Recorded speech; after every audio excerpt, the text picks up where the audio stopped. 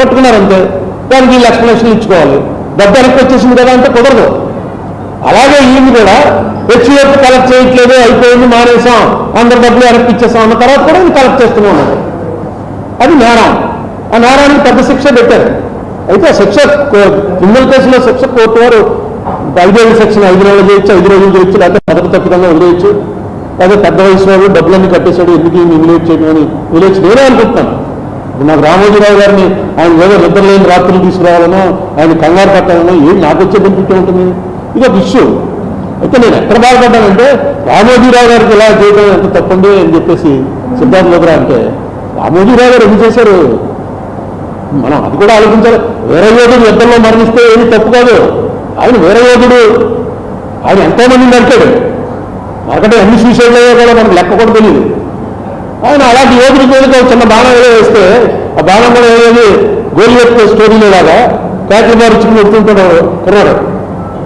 David and Goliath అని Bible కథల్లో ఉంటుంది.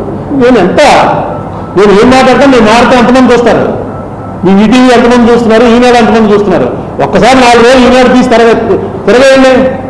మొత్తం అసలు వారిని వ్యతిరేకించిన వాళ్ళందరూ కూడా దేశద్రోహులు, గంజాయం చేస్తున్నారు, అన్ని మొత్తం పక్కన చంపేస్తారు, ఆస్తులు ఆక్రమించేస్తారు, ఆడాలను రేపు చేస్తారు, మొత్తం ఇదే కథలు 4 రోజులు తీసి చూడండి. అలాంటి కథ లేకుండా ఒక రోజు ఉందేమో.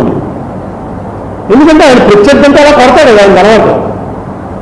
అటువంటి వాటి తరఫున సిద్ధార్థ లోకరా గారు అంటే సిద్ధార్థ లోకరా మాట్లాడుతున్నాడంటే సిద్ధార్థ లోకరా మాట్లాడుతున్నట్టు కాలేదు, రామోజీరావు మాట్లాడుతున్నట్టే. ఏం చెప్తాడు, నాకు 87 ఏళ్ళండి, నాకు ఈ వయసులో ఏంటి, నాకు ఈ వయసు నాకనే అంటాడు. ఎందుకంటే ఆయన రిప్రజెంట్ చేస్తూ మాట్లాడుతున్నాడు.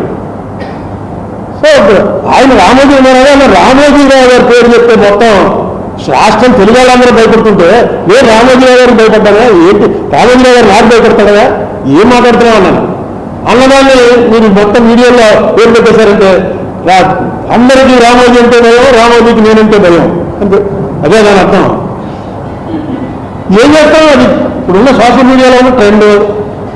దాని ఆన్లైన్ అందరూ ఐడాడు పెట్టారు, వాళ్ళందరూ పేర్లు రాసి అందరూ తప్పు చేశారండి. గ్యాగ్ ఆర్డర్ అంటారు. అది గ్యాగ్ ఆర్డర్ అంటే నోరు మూసేయాలి. ఆ విషయం నేను ఎత్తకూడదు అనమాట. ఈ మార్గదర్శి విషయం ఎత్తకూడదు అని ఒక ఆర్డర్ ఇవ్వండి. ఇతను బయటికి వెళ్ళి పెద్ద ఆయనకి ఎంత ఇన్లేషన్ చేస్తున్నాడు చూడండి. నేను కేసు అంతా అయిపోయి డిక్టేషన్ అయిపోయాక అప్పుడు కూడా నేను మాట్లాడాలి.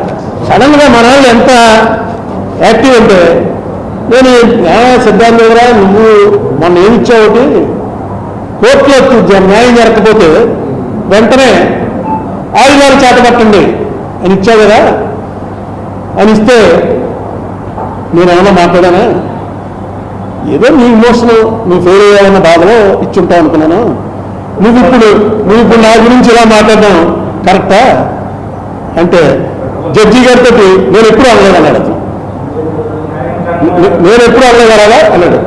అంటే జడ్జి గారు ఈ లోపల అది నేను మన వాళ్ళు యాక్టివ్నెస్ చెప్తున్నాను. ఇక్కడ ఉన్నాడో లేదో మనవాడు వెంటనే పక్కన పంపించాడు. పెట్టదు కోర్టులో కారణం ఇది కూడా సిద్ధార్థ లోకరా tweet, when all has been tried yet justice is not in sight, it is then right to pick up the sword, it is then right to fight.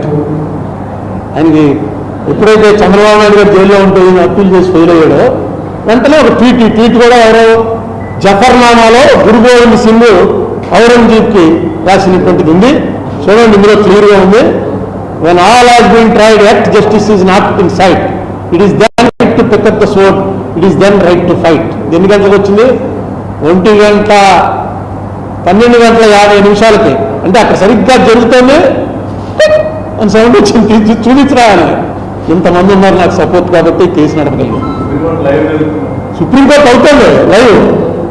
ఆ లైవ్లో చూసేవాళ్ళు టక్ టక్కని పెట్టేశాడు అంతే. అతను ఎప్పుడైతే డినై చేశాడో వెంటనే టక్ టక్కని పెట్టాడు.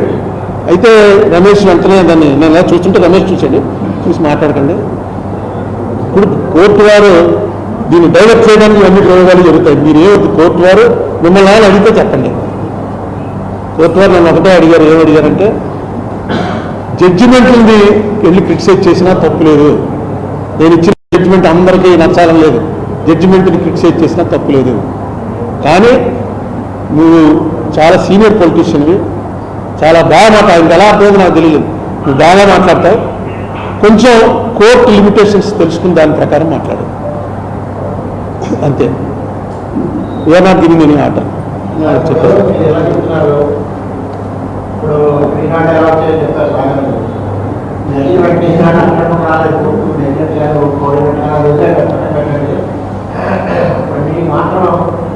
సుప్రీంకోర్టు ఆందోళించిందని నాన్నని తర్వాత గౌరవ సూచించమని మిమ్మల్ని చెట్లు చివాట్లు పెట్టి చివాట్లకి చూస్తే సిచ్యువేషన్ తిరుగుబాటు